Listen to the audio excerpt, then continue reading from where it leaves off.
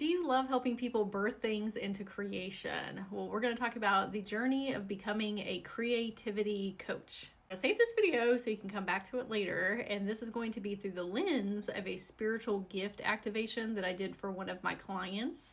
And even though it was for her, this is still going to be beneficial for your own experience. There's going to be a lot of steps that you can take to help you further down this timeline of being a creativity coach. And if you would like your own spiritual gift activation to figure out what your unique strengths and talents are, you can find those in my bio or in the comments. When I went into her energy field, I saw a porcupine, or what I thought was a porcupine to begin with.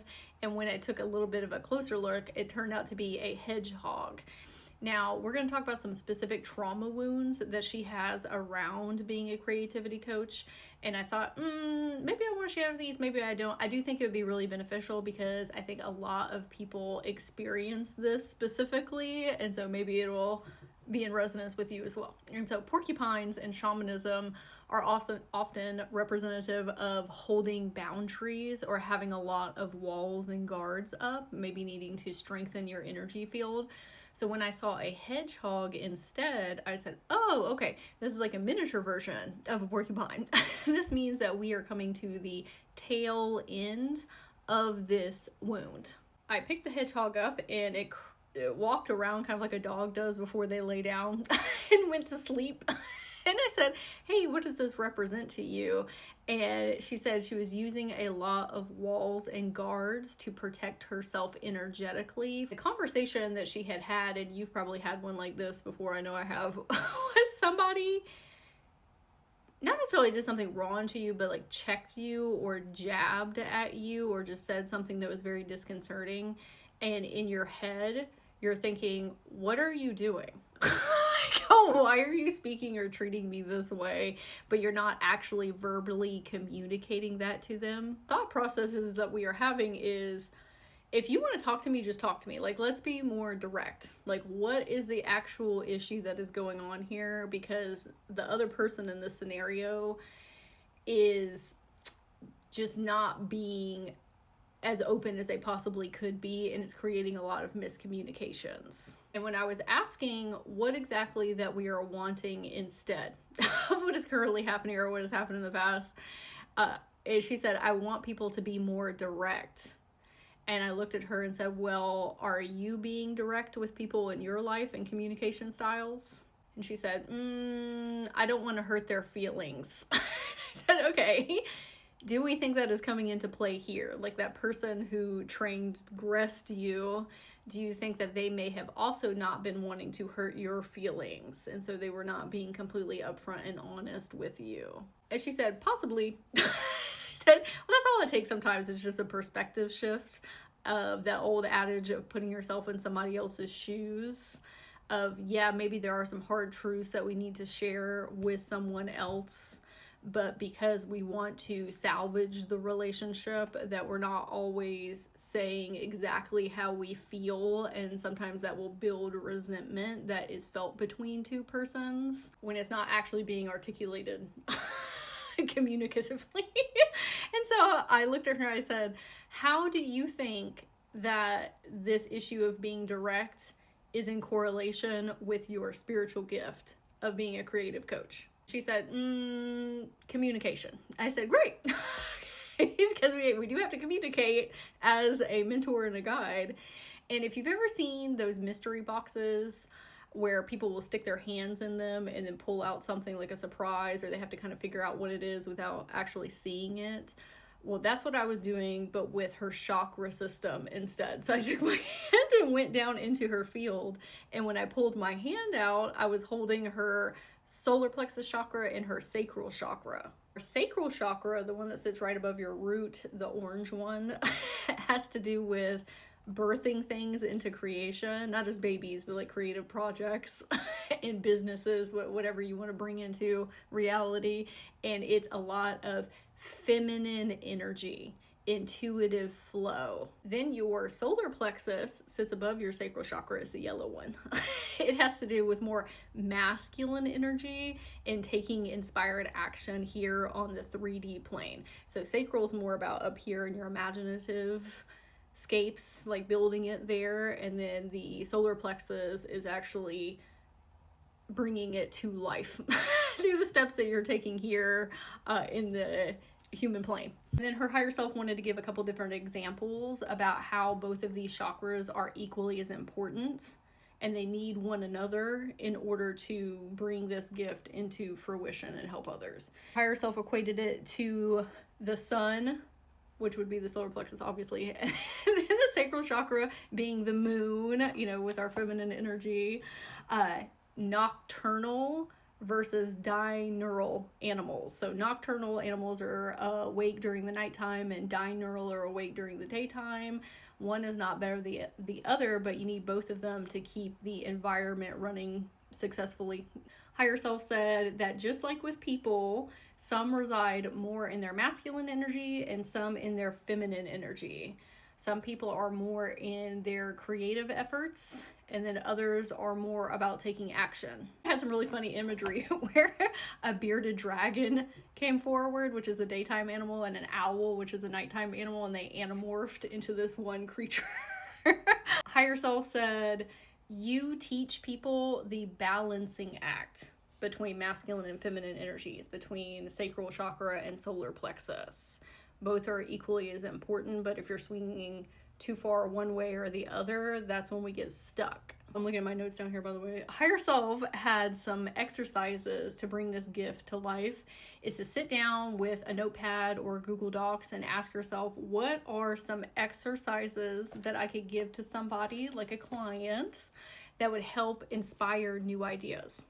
So this is going to be the feminine energy. This is how to utilize our imagination, how to get into our creative expressions. Then we want to do the opposite and lean into the masculine energy and think of exercises that we would give to somebody to help them take action.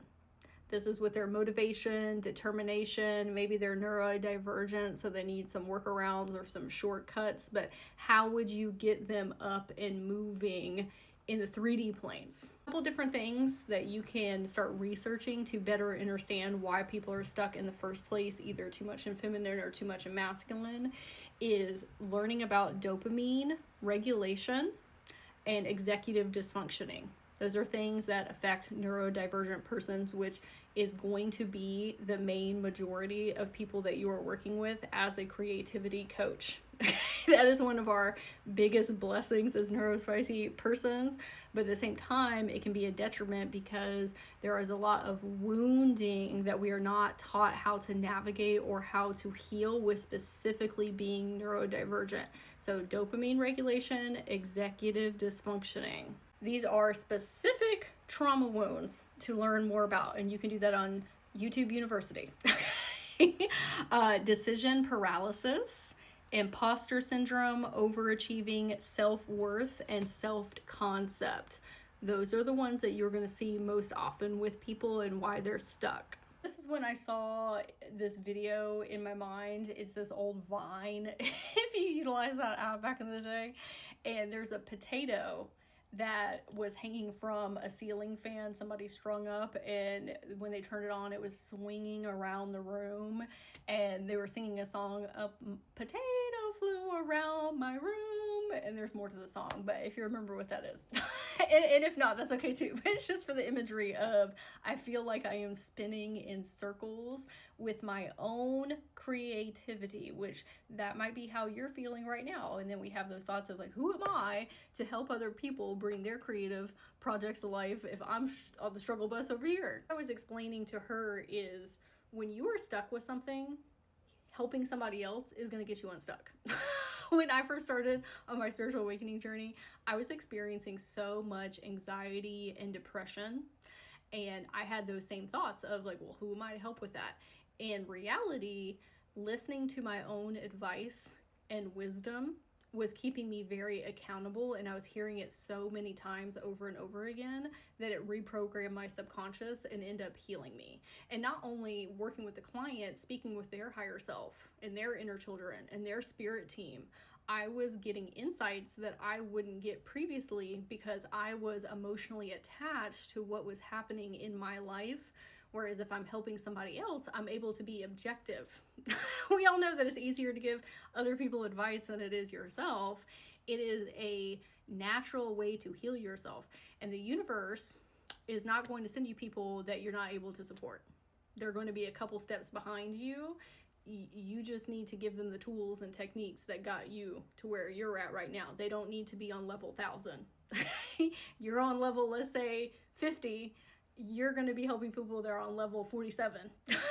So you are exactly where you need to be in order to help them and then help you grow and evolve and move forward. Higher Self said, along with those exercises that we talked about of helping people figure out like how are we getting in our feminine and masculine energies with creating, is to listen to people talking about those trauma wounds that we talked about previously. Decision paralysis, imposter syndrome, overachieving, self-worth, and self-concept. And we're going to listen to other mentors and energy healers and practitioners talking about those trauma wounds, because in the past you're probably listening to them as a student for your own personal life. We're going to switch that and start listening in teacher mode and ask yourself, what are my perspectives on what this person is saying? I was 111 on my phone. If I was talking to a client about this, what would I share with them that is similar or different to what this mentor is talking about? That is going to help you flush out your own truths and beliefs while helping you with your own trauma wounds at the same time, but prepping and preparing your consciousness and energy healing abilities to do that with others. Then we want to ask ourselves, what do I want to help people bring to life? Because there can be a billion different things, and maybe you want to do a lot of those and maybe you don't. So I'm going to give a couple different examples. You could help somebody write a book, become a DJ, like creating music, start their own mentorship programs, produce a documentary or an animated series like an anime or a cartoon, creating a new line of dog bandanas. It can be anything that they are taking from their imagination and bringing here into reality. This is where ChatGPT comes in handy, because oftentimes when we're asking ourselves these questions of what do I want to help people with, we draw a blank.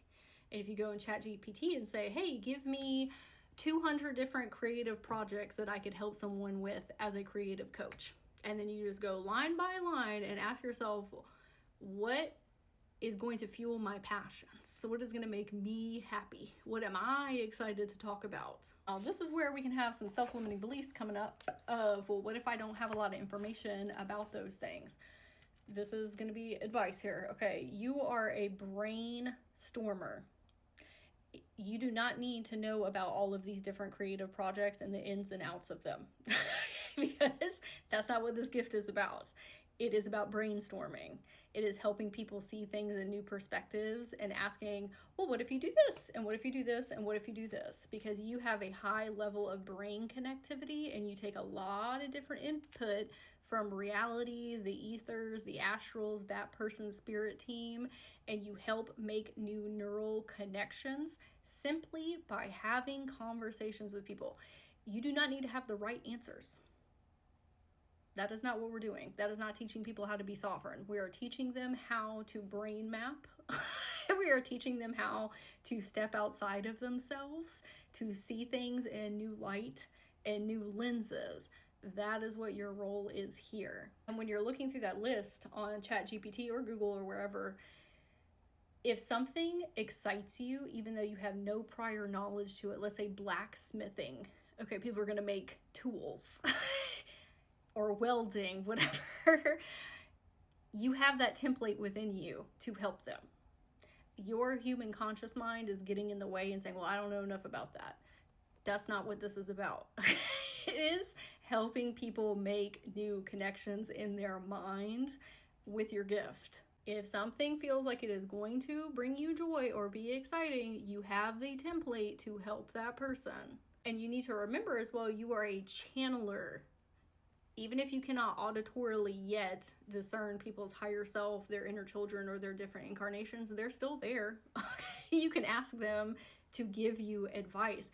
They have the blueprint map of how this person is going to bring this thing into fruition, the creation. Simply ask them, hey, drop in what I need. Even if I don't have prior knowledge in my consciousness, Y'all know what's up. You have the exact steps that they need. Oftentimes when I'm doing sessions with people, there are times where I will be giving them advice based off of my perspectives and experiences and what I learned from psychology and working in the mental health fields and, all things. But then there's other times where I'm just a conduit for somebody's higher self. I'm like, yeah, babe, this is what your higher self wants you to hear. And just reiterate that to them. And it's not actually coming from me. It's from their spirit team. What you are doing is you are helping them open the floodgates of their imagination and new possibilities. Some statements that you might hear from clients if you want a better depiction of what are people going to be asking me.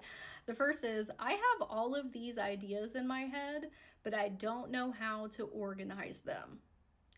Another statement you might hear, I'm ready to start working on something, but my mind is drawing a blank.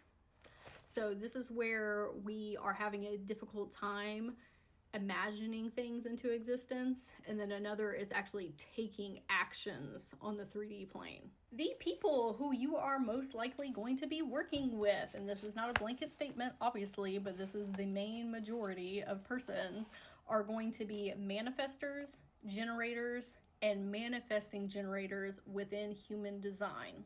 Do you need to be an expert in these human design types? Manifestors, generators, manifesting generators? No. We just need to watch a couple of videos so we understand those energetic templates and how they function, because that is going to make it so much easier on you as a practitioner and a coach to energetically read people and what their needs are. This is when her higher self was saying general knowledge is different than application-based results. You can study all the live long day about solar plexus and sacral chakra and feminine and masculine energies and all these different trauma wounds and the human design types. That is only going to get you so far. Like, you actually have to be practicing with people, because it's kind of like when I went to school for psychology. Yeah, that was super beneficial, but when I actually started working in the mental health field, that's when I learned the most. And that is where you're going to expand your consciousness and your abilities, because everybody is so individualized and you tailor your abilities and responses to them by actually having real world conversations. So knowledge will only get you so far. Application is just as beneficial. So this is one of those things where you have to just jump in and continuously add to your toolkit with the resources that the higher self suggested of learning all those different things, but then that will only get you so far. We have actually got to start seeing clients. Higher self again said, this is not about finding right answers for people. This is about mind expansion, organizing, brainstorming, and offering new tools and techniques. And then to swing it back around to where we began with being direct with people in communication, I said, sometimes when you are speaking to clients, you have to be direct. They are paying you for results, not for you to coddle them. They are stuck. That's why they need you, an outside perspective. And yes, you can share things from a place of love and compassion, but then there's other times where you're going to have to be like, listen, this is what you need to do.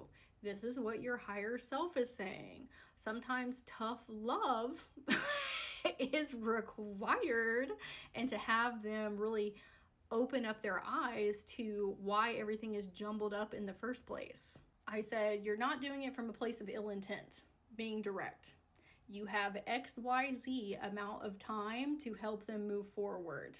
That is, you have an hour session with them or a 2-hour session. Like, we got to get through it so you can make exponential growth. And so we can't be lollygagging with, like, no, this is what you need to do. This is the plan. And this is when I noticed that there was a fear that was coming up from within her, with maybe you too, of people have such an emotional attachment to their creations where they can get butthurt very easily if you are speaking, not negatively necessarily, but like constructive criticism, and they start to shut down over that. And you may have experienced that in conversations with people previously, okay, where you're trying to utilize your empathic abilities and they're not receiving that how you're intending, and you're like, oh, maybe it's a me problem. This is where continuing to develop your communicative skills is really beneficial. And what I told her was, hey, the people that you were trying to support in the past may have not been in alignment with your abilities and gifts. We can actually choose whom we work with and the type of templates that they hold and the way that they receive information. What you need to do, this is a little bit of homework, is sit down and ask yourself, how do I want to interact with people, and how do I want people to interact with me, whether that's family members, friends, or clients. So I'm going to give you a couple of affirmations that will help you pull in people that are in the most resonance with what you're able to offer. So I attract people who are open-minded and are willing to receive advice.